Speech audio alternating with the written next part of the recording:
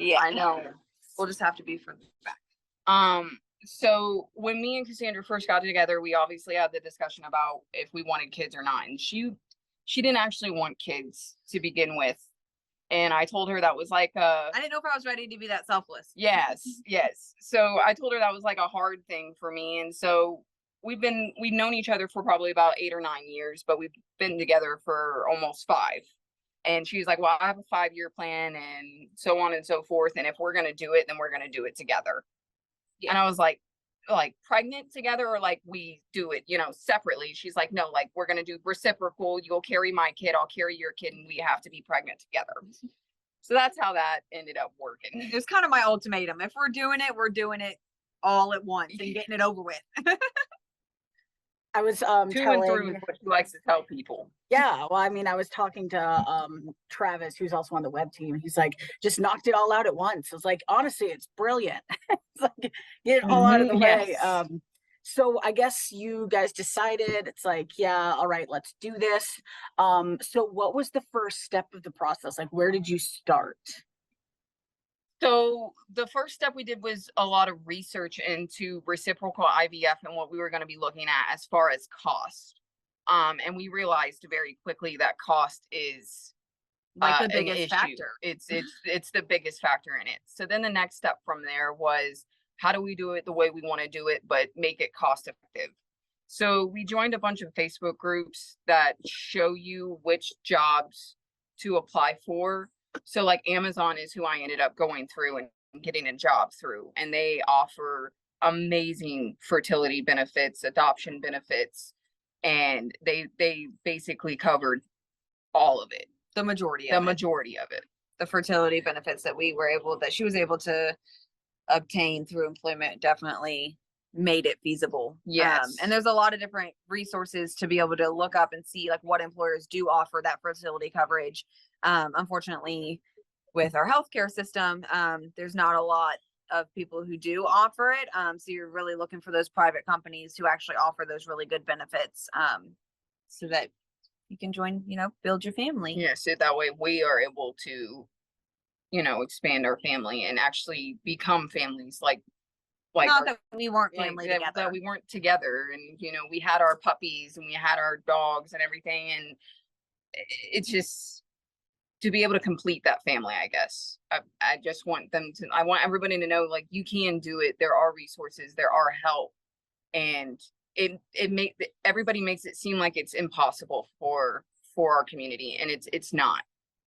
Just don't be afraid. I feel like that's what stops us, because after we went to our first appointment back February 1st last year, I was devastated. Like 30% chance that it was even going to take, on top of my egg count. I barely had any eggs, and they didn't even think they were going to be able to retrieve anything from me. So it's a stressful journey, but you have the right partner and it makes it worth it. That's so wild. So as part of that process, how did you decide on, like, I guess the insemination part? Did you use a donor, or like? Yes, so we did use a donor, and we chose to use the same donor because we did want the girls to be like genetic siblings as well as, just being siblings. So we did choose to use the same donor, and that whole process was extremely overwhelming. When you search like the market for sperm, there's so many different categories you can filter by, and so many different things that you can get, and you can get baby photos and voice recordings clips, and testimonials from friends, and like all these different things. All the testing that they've ever taken, any college classes, that if they failed a college class, they'll tell you. And it's so much. So we just looked at each other and said, all right, we narrowed it down to what we wanted as far as height, eyes, and hair color, and skin color, and genetics. Like everything else, we left it, because that'll stress you out altogether. Yeah, that sounds very stressful. It's like when you have too many options, it's like, just pick one. Just pick somebody. Yes, exactly. So we really did prioritize what was important. We wanted not that we wanted them to look a certain way, but we did want to, you know, look at our children and feel like they were part of our family. You know, we were not choosing to adopt. We did want to have children of our own. So, you know, there was an aesthetic that went into the choice as well, but mainly being able to have that full genetic panel, that full medical history on them. Because if we were gonna bring a life into the world, we wanted to at least be responsible and try and give them a good starting base for health wise. Right. No, I totally get that. So like what was one of the biggest challenges being pregnant at the same time? I think probably the fact that our personalities completely flip-flopped. I tend to be the more like when I get flustered and upset, I'm the more person that's going to get like angry, upset, flustered. Whereas Faith is more of like the sensitive, like emotional person.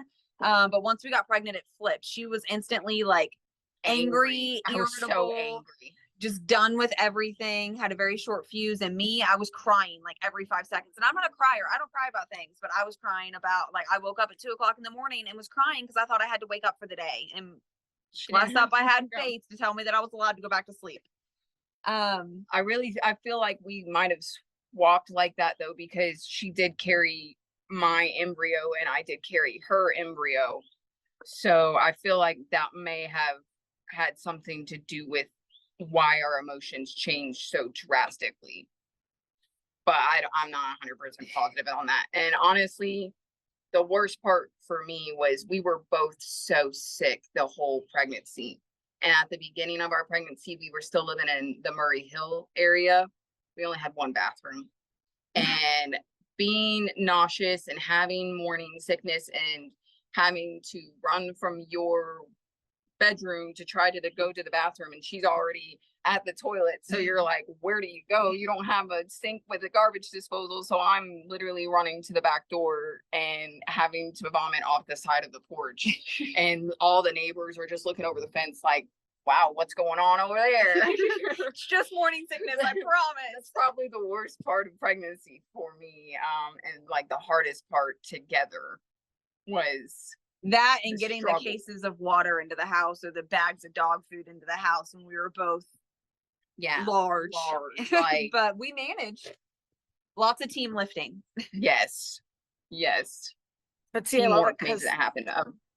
Because then it's like, but now it's over. It's like y'all both just did it. I guess with that, like, what was the best part? Like, if those are some of like the worst, like, what were some of the best parts of being pregnant at the same time? I understood everything that she was going through. I completely got why she cried over ordering the Starbucks drink that she thought she wanted, but that's not really what she wanted. You know what I'm saying? Like and then she understood when I cried because my Whopper I ordered, they put ketchup on it, even though I told them don't put ketchup. Like I cried over a Whopper. And just to know that I had that support and the understanding made this experience the best experience. Because I'll tell you what, if we would have done this separately, bless her, I don't know. I'm not sure if we would have made it. I mean, I have a lot of patience and I have a lot of kindness in my heart, and I love this woman more than life itself. But it would have been a different experience. I think doing it together definitely helped. Like our communication skills did nothing but grow the entire time. And like she said, having that level of deep understanding, not because you have like a logical, like brain thinking understanding about it, like you're actually doing it. You're going through the same hormonal fluctuations and shifts and trying to pick something up that you could pick up 4 months ago. And now it's like your arms just don't work, or, you know, the random foot pains or the weird things that are inexplicable, except for the fact of you're just pregnant and you have to just deal with it. The only scary part about doing it together was when she was in my hospital room the night before I was supposed to get discharged and she was having the contractions. Yeah, so baby one was already here. Audrey was already born. We're in last night in the hospital for Faith. She's getting discharged the next morning, and I start contracting, thinking I'm about to go into full-blown labor. We had our night nurse stressed out. But luckily we did get into the next day. We got 20 minutes at home and we're right back at it. Turn back around, we're right back at the hospital. A gauntlet of birth. This is not a joke. Literally, I think that's so wild that you said 3 days apart. It's like they're 3 days 3 days apart. apart. basically like they could almost be like twins. It's so cool to think Yes, about. Like, Exactly.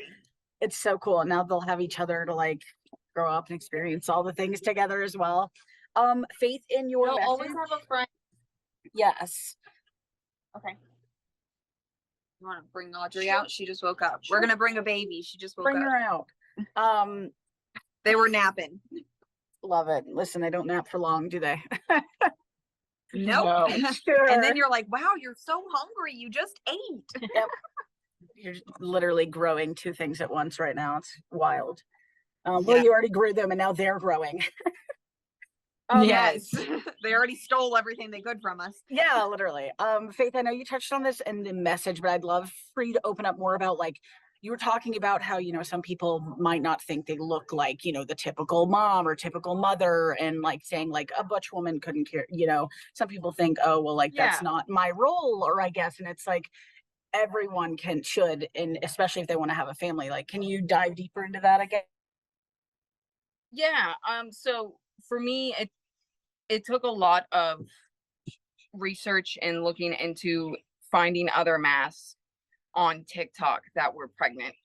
And then after that, I tried to really have a heart to heart with myself, because it is hard. You know, it is hard having that image, especially with maternity clothes. It was hard for me to dress during my pregnancy and feel comfortable. But once I got to the realization that I'm carrying this beautiful life inside of me, and it's expanding my family, it made me more comfortable and confident with myself. And then it got to the point where I was so big and I was worried about people judging me, because I do wear the, you know, the manlier clothes, and I refer myself to as a little stem. You know, I'm not, you know, full on stud, but I'm also not full on femme, and I'm not going to wear the makeup, but I'm also going to wear all the comfortable clothes. And being able to get a pair of baggy gym shorts and wear that baggy shirt and have that belly bump and just see myself so happy, I didn't expect it, to be honest. And I want Mass to know, and I want STEM to know, just because you think you're not going to be welcome in society, do it for you. Because I wasn't going to do it because I thought society was going to hate me. And still, even with going out with these girls, they're always like, oh, you know, the twins, and she carried, and it's nice and it's sweet, and I understand that that's the role I've taken. But I also want our people to understand, you don't have to take that role just because society says you have to take that role. You can still be a mom. Be a She's mom. the best mom.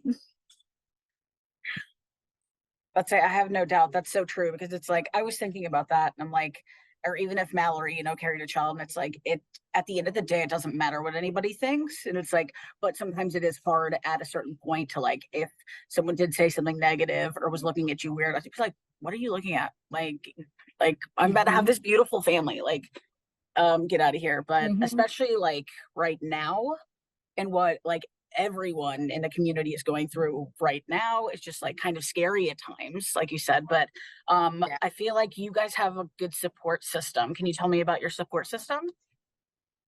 Our support system is incredible. We are beyond blessed. Beyond blessed. Our village is the village we needed to make this happen. Her mom is actually here with us on our trip. She came with us just so that way she would be able to help us with the babies, and, you know, really, so that way we can enjoy our time and make sure everybody has a good time. My sister Rachel, and my sister Summer both live in Jacksonville with us, and they're both willing to come and help and be there at any point in time. And, you know, like I said, my mom, we're here for her. She got diagnosed 2 years ago with triple negative breast cancer, but this past year, after her double mastectomy and everything, it actually came back, and it's in her blood now. So they diagnosed her as terminal. And they've actually, she stopped the chemo treatments and everything. So she was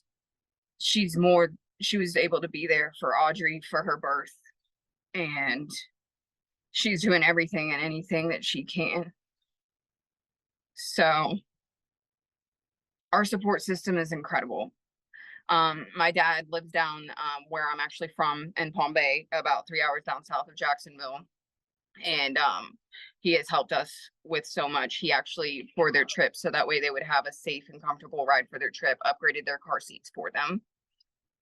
So got them the best car seats on the market. It was such a blessing. So when they say you need a village, you need a village. And When people offer the help, take the help. And you're going to be a first-time parent, whoever you are, and you're going to be like, oh, I'm such a terrible mom because I have to walk away. Walk away. Take a breath. Take a breath. Take a breather. Because for you to be able to be all right and for your baby to be able to be all right, you need that support. And we're just blessed to have it. I love to use the like analogy of when they tell you on an airplane to put the mask over yourself first and then help the next person like sitting next to you, because if you're not in that space then they can't be. So I love that. Did anyone in your group think you were absolutely bonkers for wanting to have 2 babies? Every single person. Every single person. As soon as they found out that we actually were pregnant, they were like, oh my goodness, y'all are doing this. I don't think anybody believed that we Nobody- were going to do it. Yeah. Even nobody the did. fertility clinic, to be honest, our very first appointment, February 1st of last year,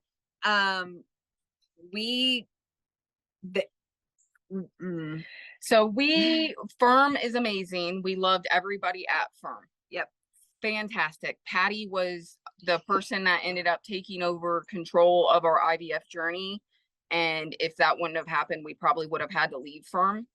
There was a nurse there, I'm not going to mention names or anything, that just wasn't supporting us and wasn't supporting who we were and how we were doing it, and looked at us and basically said we were children. And then that next visit, we ended up getting Patty, and Patty kind of looked at us and she hit us with the real, like, if you had the conversation of if one of you takes, if one of you doesn't, if you miscarry, if all the negative, and she broke it down and she was realistic about it versus being petty and spiteful. And I guess I don't know about petty and spiteful. I think that there's just a fine line between realistic possibilities and negative outlooks. yes. So unfortunately, after our very first visit with the very first nurse coordinator, we were not very thrilled with the interactions we had. But luckily we did end up switching our care over to a different nurse coordinator, and had no issues, not even anything worth mentioning. Everybody at Firm was amazing. How amazing they were. Dr. Erb was incredible. Beyond supportive. And then we actually took the girls in there after they were born, and they all just cooed and loved all over them. It was adorable. I think that's a super strong message in itself. Is it's like, if you have one bad, like, don't let one bad doctor, one bad experience deter you or derail you from getting what you want in life, I guess, because it's like, heterosexual people don't have to deal with people looking at you weird when you go in and say you want to have 2 babies at one time. Like, they just go and do it. Exactly. They have that blessing of just going home and doing it. And it's like, we just need a little bit of help to, make those dreams come true for us. So realistically, every doctor should be willing and helpful, but they are not. So I guess it's like, there is a good fit for you out there. And I guess that's like, if you don't like a doctor, switch, like, just keep pushing, just keep going forward through it, and be vocal about it, like, and they will make it happen for you. All right, let's see if I've got some more questions. Let's see, Francine wanted to know if you had a funny pregnancy or kid story. I'm sure you've already got stories from just, oh, look at the babies. Oh gosh, they're so cute. They're both woken up. They're hanging out. They're in some bomb pops today. We're patriotic today. Yeah. So cute. Such cute. I don't know. Funny story. For pregnancy? I don't know. There's so many funny things. I don't know. There was just one trip where we went all the way down to Universal We did try to take a universal trip. We were universal pass holders this past year. We let our passes expire because the chicks are so tiny. But we did try to take one last trip while we were pregnant. And Just that was so a you know. joke in itself. And we got there, we parked our car in valet, we got into the park. I think we walked around once, didn't even do anything, went right back to the car and drove home because we were just so tired. So tired. Nobody tells you about the exhaustion, I feel like. It's a different kind of tired for sure.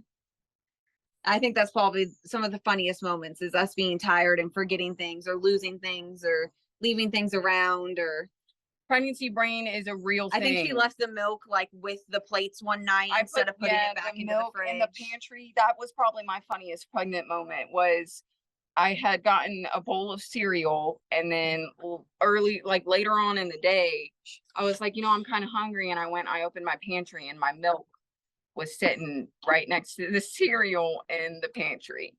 So, pregnancy brain is a gig and I'm a vet tech. And one of the craziest moments I feel like that I did was I was pulling up vaccines at work.